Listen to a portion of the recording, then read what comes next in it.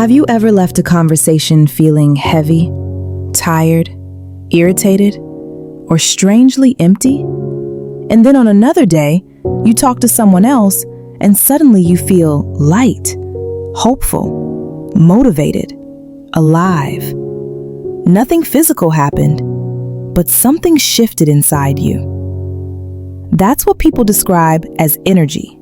Not magic, not fantasy, but emotional, spiritual, and mental transfer. Today we're talking about why this happens, why some people drain you, why others recharge you, and why protecting your space is not selfish, it's necessary. When people say energy, what they usually mean is emotional influence, spiritual atmosphere, mental impact, attitude transfer, presence, effect. Every person carries their mindset, their wounds, their bitterness, their peace, their fear, their hope. And when you interact, something transfers. You don't just exchange words, you exchange emotional states. That's why some people always complain, always gossip, always criticize, always see negativity. And after talking to them, you feel heavy, while others speak life, listen deeply, encourage, carry calm. And after talking to them, you feel lighter. That's not coincidence. Some conversations drain you because of, number one, emotional dumping. Some people use you as a trash can for their pain.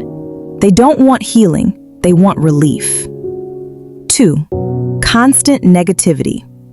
If someone only sees problems, their mindset spreads. 3. Competition energy. Some people secretly envy you. They smile, but internally compare. You feel it. 4. Manipulation. People who always redirect conversations to control outcomes leave you mentally tired. 5. Lack of boundaries. When you overshare, you open emotional doors. The Bible says in 1 Corinthians 15:33, bad company corrupts good character. It doesn't say bad company looks evil. It says it influences. Healing conversations feel different because they are safe. They don't pressure you. They don't compete with you. They don't judge you. They listen without draining you. Some people carry peace, not because life is perfect, but because they manage their emotions well. That's why Jesus often brought peace into rooms. Peace is contagious. So is anxiety. So is bitterness. Now let's address the spiritual part carefully. Not everything is mystical, but not everything is psychological either. People carry spiritual states: resentment, unforgiveness, pride, humility, gratitude, bitterness, peace. And spiritual states affect atmosphere. That's why the Bible says in Proverbs 4:23, guard your heart, for everything you do flows from it. If your heart is polluted, your presence will reflect it. That's why some people enter a room and tension rises. Not because they're evil, but because they carry unresolved emotional and spiritual weight. Energy is not magic. It's inner life expressed outwardly. This is important. Sometimes when you tell certain people your plans, things collapse not because they cursed you, but because, number one, they plant doubt. They question everything. Now your confidence drops. 2, they project fear. They tell you why it won't work. Now you hesitate. 3, they discourage subtly. They act supportive but emotionally pull you down. 4, they leak information. Not everyone keeps your dreams safe. 5, you lose momentum. Talking too much replaces action. The Bible says, plans succeed with wise counsel. Not every ear is wise counsel. Some people don't want you to fail, but they don't have the emotional capacity to support growth. That's why discernment matters. Many people think protecting their space is arrogance. It's not. It's maturity. Protecting your space means choosing who gets access to your thoughts, limiting who hears your plans, controlling what content you consume, being intentional about relationships. Jesus himself withdrew from crowds often. Not everyone deserves front row access to your life.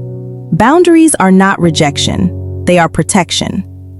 Here is how to protect your energy practically. Here's how to actually do it. Number 1. Observe how you feel after conversations. Your body tells the truth. 2. Stop oversharing. Privacy is power. 3. Limit emotional access. Not everyone deserves your vulnerability. 4. Clean your environment. Music, content, people. 5. Pray for discernment. Not paranoia, discernment. 6. Build your inner strength. When you are emotionally strong, external negativity affects you less. Not everyone is meant to walk close to you. Some people are seasonal. Some are temporary. Some are lessons. Protect your peace. Protect your focus. Protect your emotional health. Energy is not about superstition. It's about awareness. Be intentional with who sits close to your spirit. Thank you for listening to Somewhere Between Confused and Called. If this episode helped you reflect, share it with someone who needs better boundaries.